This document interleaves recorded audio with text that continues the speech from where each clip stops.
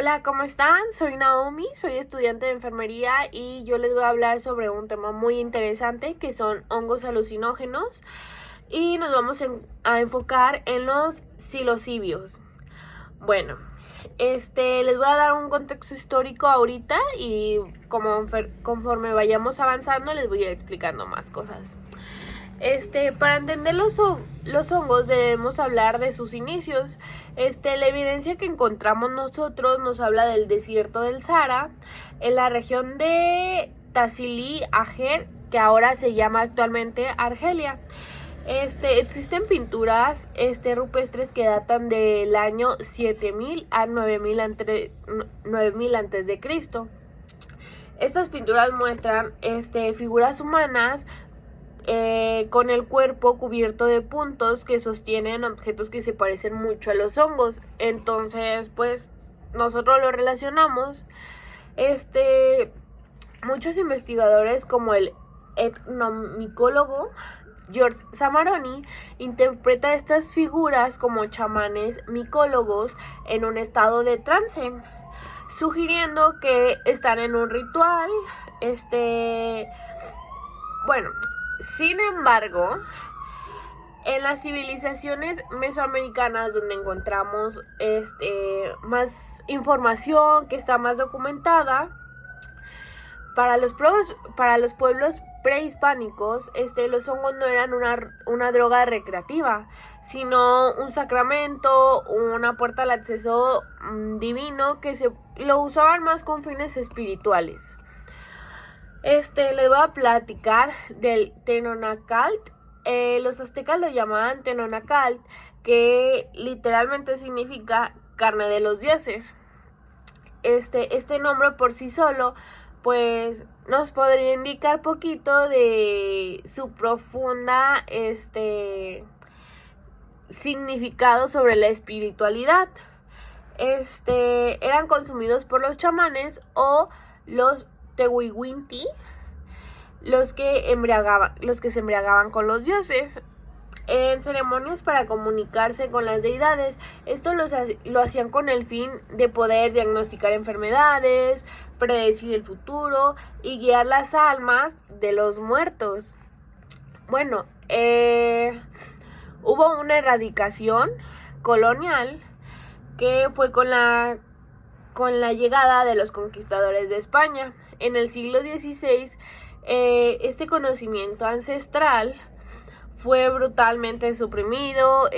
Los misioneros católicos, bueno, como ya sabemos poquito de historia, los españoles trajeron el catolicismo y trataron de quitarnos todas nuestras culturas.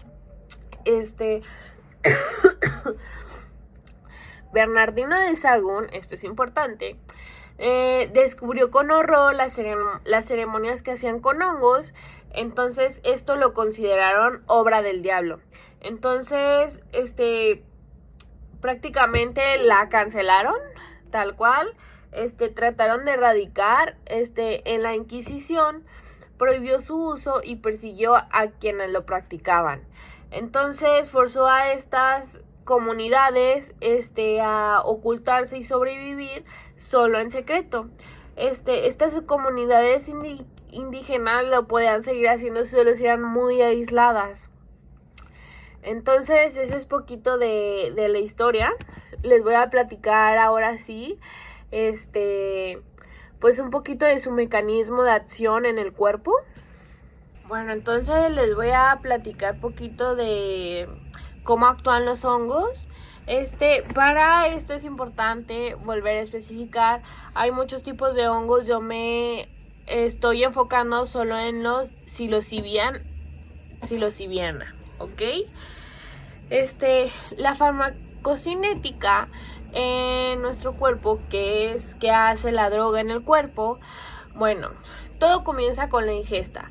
La psilocibina, que es un profármaco, se absorbe a través del tracto gastrointestinal. Es muy soluble al agua, por lo que pasa fácilmente a través de las paredes del estómago y principalmente del intestino delgado. Hacia el torrente sanguíneo. Los efectos suelen comenzar entre los 20 y 40 minutos de haberlo consumido. Esto también depende del contenido estomacal que tenga la persona, pero es un aproximado de lo que tarda en hacer efecto. Bueno, la distribución es: una vez en la sangre, la psilocibina viaja por todo el cuerpo. Su estructura le permite cruzar fácilmente la barrera hematoencefálica. ¿Qué es la barrera hematoencefálica? Esa frontera altamente selectiva que protege el cerebro de la mayoría de las sustancias que están en la sangre. Esto es crucial porque su objetivo de esta barrera está dentro del sistema nervioso, nos protege. Entonces, pues sí es algo de pensársela si lo quieren consumir, que no se recomienda. El metabolismo, que es la activación clave, este es el paso más importante. La psilocibina por sí misma no es muy psicoactiva. Entonces, para activarse debe de ser metabolizada. ¿Y qué pasa aquí? Que al llegar al hígado, una enzima llamada fosfatasa alcalina le quita un grupo fosfato y forma la psilocibina en su metabolito activo. Que la psilocibina es la verdadera responsable de todos los psicodélicos, de todos los efectos. Y la excreción. Bueno, la psilocibina y los residuos de la psilocibina se eliminan principalmente a través de los riñones en la orina.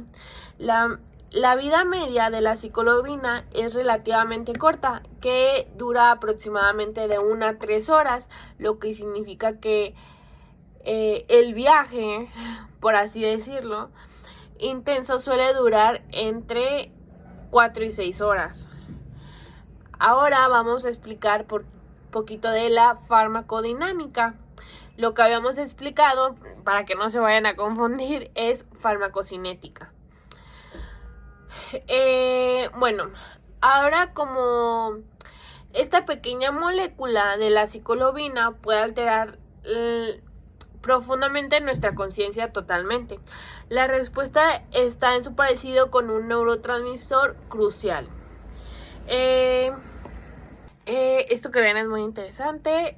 La estructura química de la psilocibina es casi idéntica a la de la serotonina, que la de la serotonina también podemos encontrarla como hidroxitriptamina o 5-HT.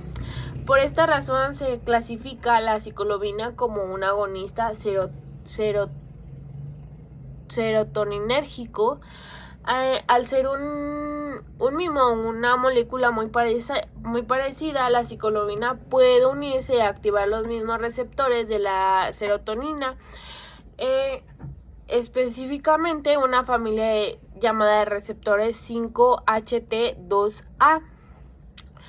El receptor 5-HT2A es como la llave de la percepción.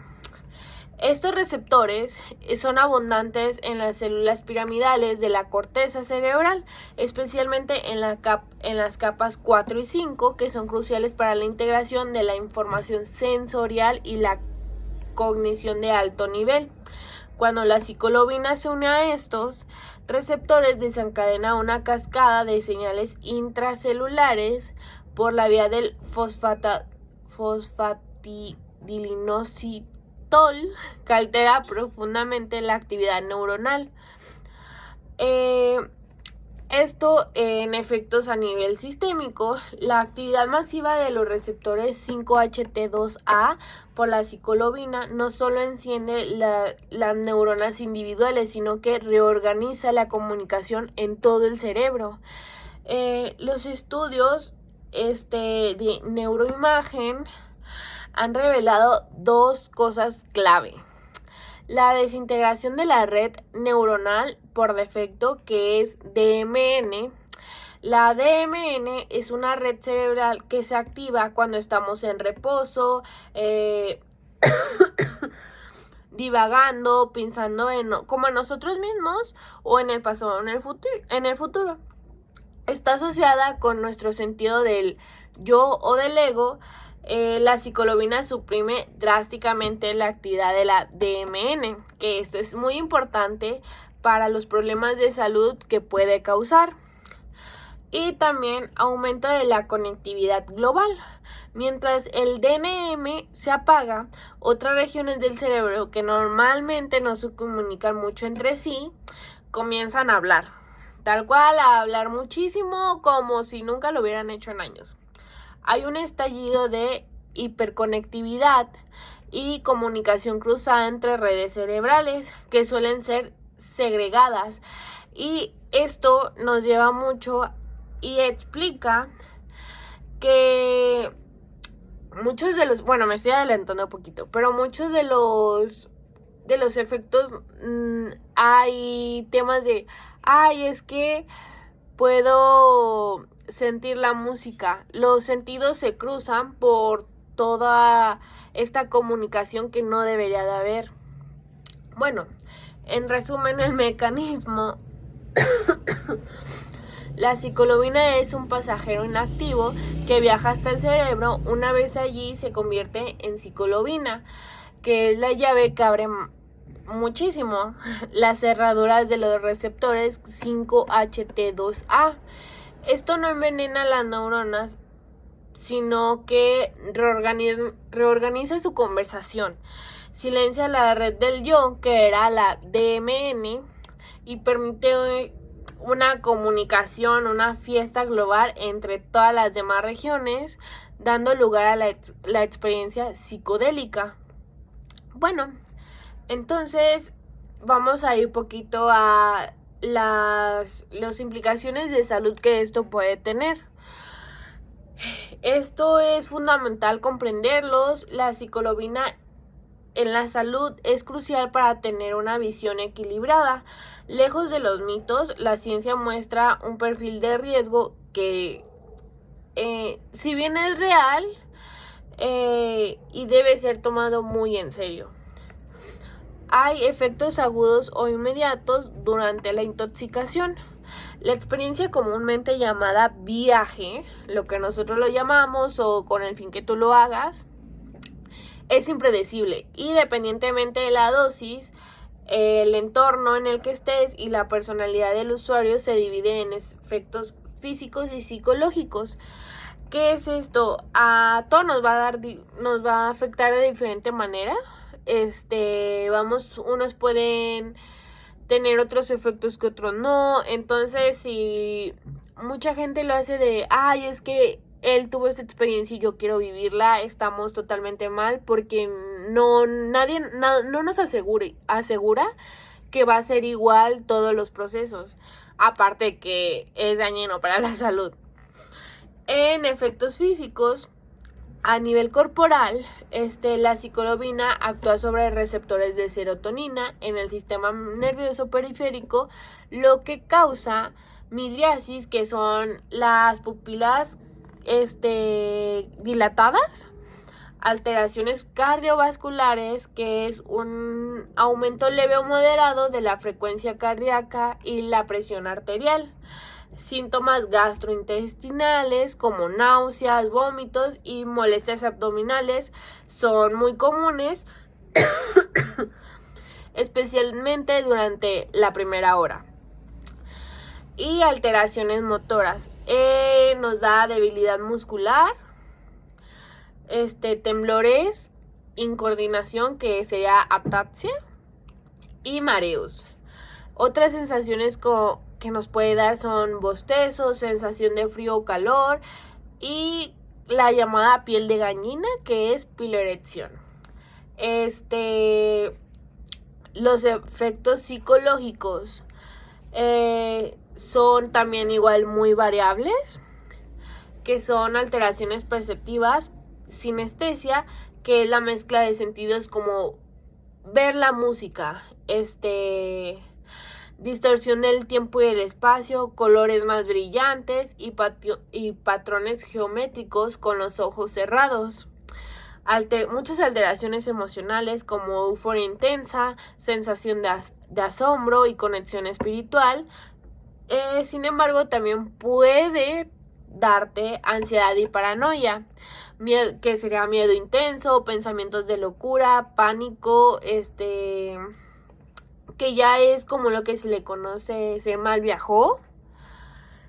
Alteraciones cognitivas, que es pensamiento desorganizado, dificultad para conectarse y una introspección profunda.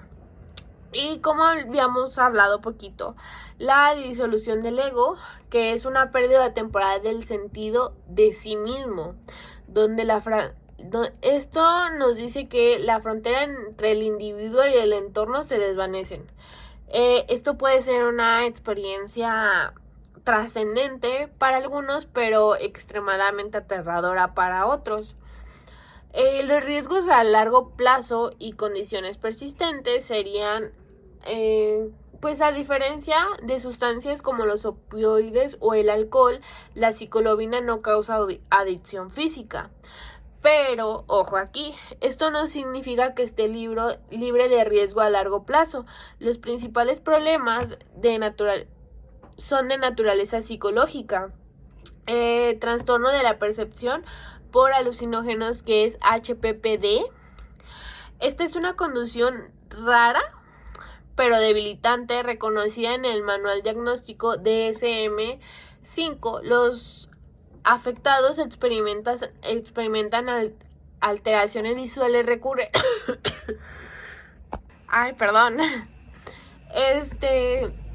Alteraciones visuales recurrentes o persistentes después de que los efectos de la droga haya pasado. Estos son como flashback. ¿Qué nos incluye esto? Bueno, es como ver halos o estelas alrededor de los objetos, percepción de movimiento en el campo visual periférico y destello de color y dificultad para jugar distancias, que bueno, esto ya en nuestra vida diaria puede ser un peligro no solo para nosotros, también para la gente que nos rodea. Un ejemplo es no medir bien una distancia al manejar, empezar a tener flashback en tu vida diaria, no sé, en tu trabajo si estás haciendo algo muy importante, pues sí es contraproducente. El desencadenamiento de la psicosis y otros trastornos mentales, quizás es el riesgo más grave en individuos con una predisposición genética o una vulnerabilidad, como un historial de esquizofrenia o trastorno bipolar. El consumo de la psilocibina puede actuar como un gatillo y precipitar el episodio de esta enfermedad. La dependencia psicológica ha aumentado. Aunque no hay un síndrome de abstinencia físico, una persona puede llegar a desarrollar una dependencia psicológica. Entonces esto hay que tenerlo bien claro. Esto significa que puede sentirse compelida a usar los hongos repetidamente para escapar de la realidad, manejar emociones negativas o buscar constantemente experiencias trascendentes, descuidando sus responsabilidades y relaciones. No olvidemos que esto activa receptores de la serotonina, entonces pues sí, muchas veces para querer escapar de nuestra realidad se puede hacer algo muy constante que pues a la larga sí incluso también puede dar de los daños físicos. Tener la presión alta frecuentemente puede ser es un daño a largo plazo, también la frecuencia cardíaca. Entonces, ojo aquí. El riesgo relativo y el potencial terapéutico, esto es importante poner estos riesgos en contexto. Estudios epidemiológicos a gran escala, como la encuesta global sobre drogas,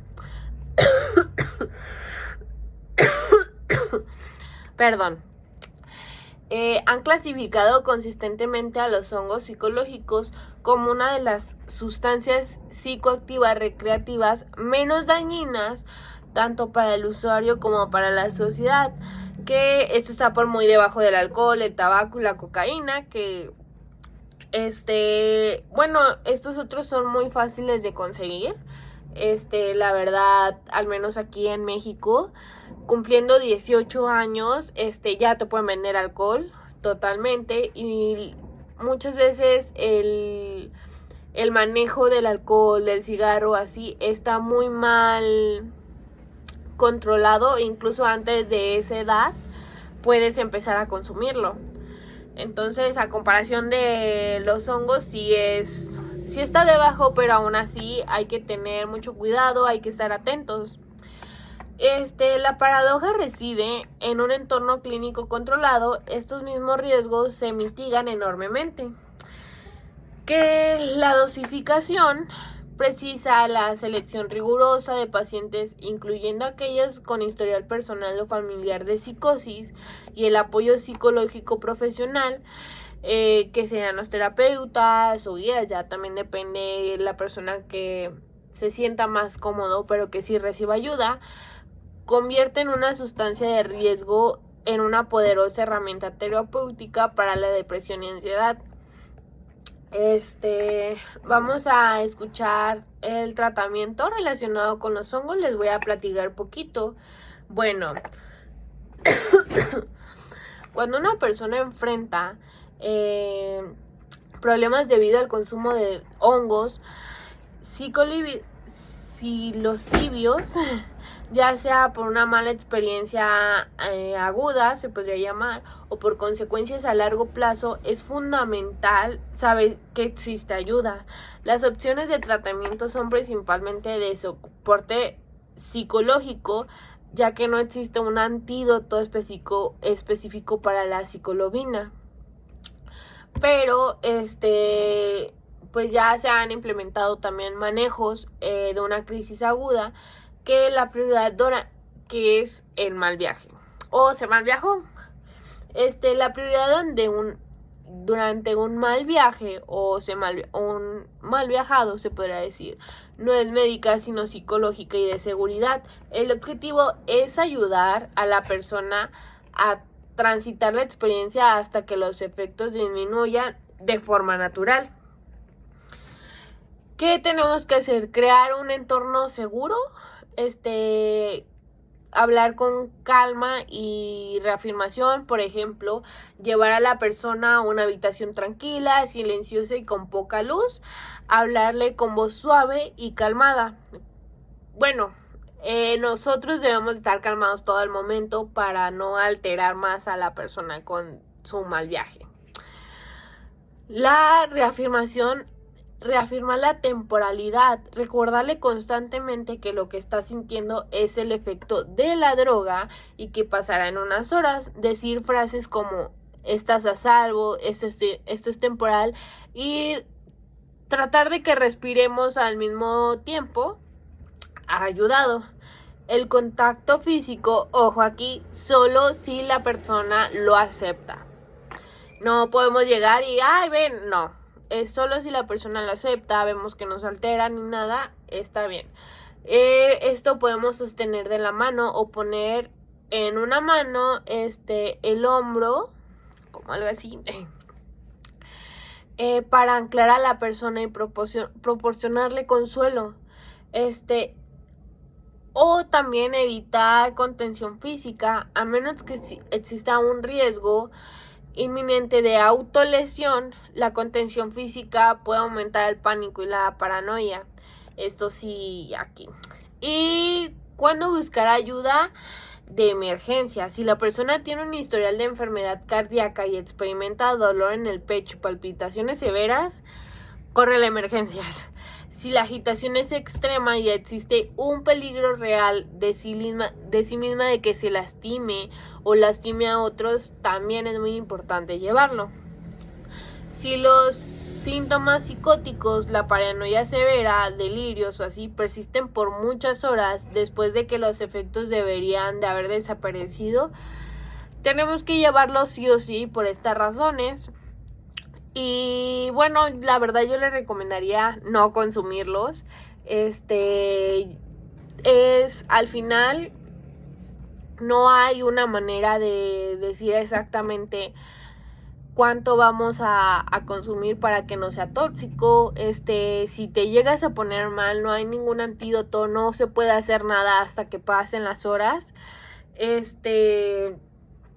Y pues no está padre meterle cosas que nuestro cuerpo no requieren y alterar todo nuestro sistema por unas horitas de ni siquiera sabemos si no la vamos a pasar bien o no la vamos a pasar mal. Entonces mejor evitar. Y bueno, eso sería todo. Espero les haya gustado el tema. Y pues nada, muchas gracias.